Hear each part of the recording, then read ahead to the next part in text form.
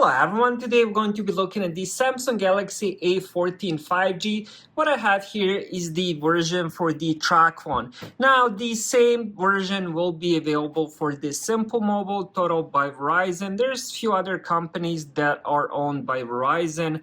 All those companies are the same. When it comes to the phones, it just comes in a different box, but the same stuff inside. Now the plans are a little bit different from the companies, but they are all prepaid companies owned by Verizon.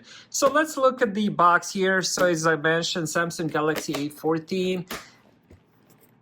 Here is a little bit of the specs. So we have 6.6-inch full HD LCD display. Then we have triple cameras on the back. Here is a little bit more info. I'll talk more about the info once I do open it.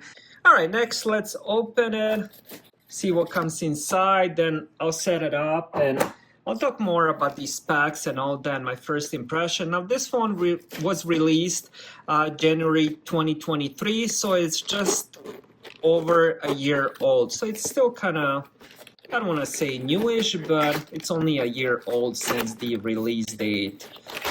And now let's pull this out. Let's put this on the side here. All right, so it comes in a box within a box, and let's open this. Let's actually pop the phone out. Oh, there's a little tab here I didn't see. We got the phone. I had to remove some numbers from the inside where my IMEI is, but it comes with the USB-C to USB-C cable, quick start guide, and also another, this would be some kind of also quick start guide. One thing I didn't notice is the little SIM eject tool. I'm gonna look through it, but so far I don't see it. I feel like it should have came. Another thing I noticed right away, it doesn't come with the charging brick. So I guess those days having the charger brick with the prepaid phones are gone. I mean, I knew the premium phones, flagship phones don't come with it for a few years now, but prepaid phones used to have the little charging brick. Now, those days are gone as well. All right, so here we go with the phone itself. Let me just remove this plastic here. All right, so here we go with the phone. It definitely has some thickness to it, but it's mostly due because it does have the fingerprint sensor on the side. So this would be power lock button, also fingerprint sensor, volume rockers here, microphone on top. Then on this side, we have the SIM card as the card expansion. And then on the bottom, we have 3.5 millimeter headphone jack, USB-C for charging, and speaker. Behind the phone, we have triple camera system with the flash. What I love about the back, it does have the texture back, so it's really gripey and nice to hold. So that's something that I do love. Next, what I'm gonna do is set it up. Once I set it up, I'll come back and talk more about the screen, the specs, and all that.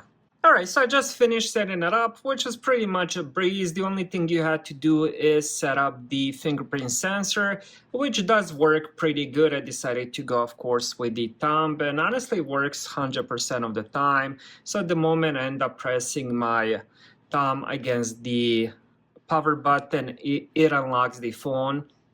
Actually, you don't even need to press. All you have to do is just lay it on top. It unlocks the phone immediately. So that's a good thing. Now, my first impression is very positive. The phone does seem pretty snappy so far. Now let's talk about the display. What we have here is a 6.6 inches, 2400 times 1080 pixels, 22:9 ratio, 339 pixels per inch. So if we look at it up close, the display itself is pretty good. I mean, for a budget phone, what more can you expect? I mean, you're not gonna get OLED display with very high quality, like for example Samsung S24, 23, and so on and so on. So you will be getting a budget display, but this budget display definitely looks really good.